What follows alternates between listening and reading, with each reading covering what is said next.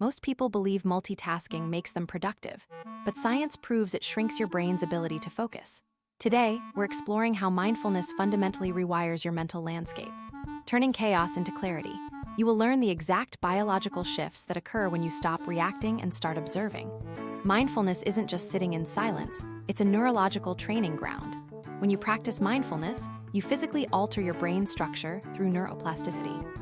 Studies show that consistent practice shrinks the amygdala, your brain's fight or flight center, while thickening the prefrontal cortex responsible for complex decision-making. By simply shifting your attention, you gain the power to break habitual, reactive cycles that hold you back in your personal and professional life. Beyond biology, mindfulness transforms your emotional resilience. In high stress moments, we often operate on autopilot, letting cortisol hijack our judgment. Mindfulness creates a gap between a stimulus and your response, granting you the freedom to choose your reaction. Think of it as installing a high-speed filter for your emotions. This shift allows you to approach conflicts with curiosity rather than defensiveness, significantly improving your relationships and overall mental well-being. Surprisingly, the most profound benefit of mindfulness is that it doesn't require more time, it gives you more time back. By improving focus, you complete tasks faster, avoiding the cognitive tax of distraction.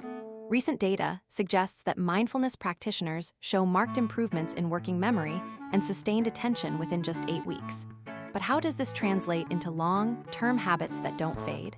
Mindfulness transforms lives by moving you from a state of survival to a state of deliberate living. By shrinking your stress center and sharpening your focus, you regain control over your internal narrative. You aren't just reacting to life, you're actively architecting it. If this breakdown helped you see your focus differently, please hit and subscribe for more evidence-based life hacks. What's one habit you're trying to change? Let me know in the comments below.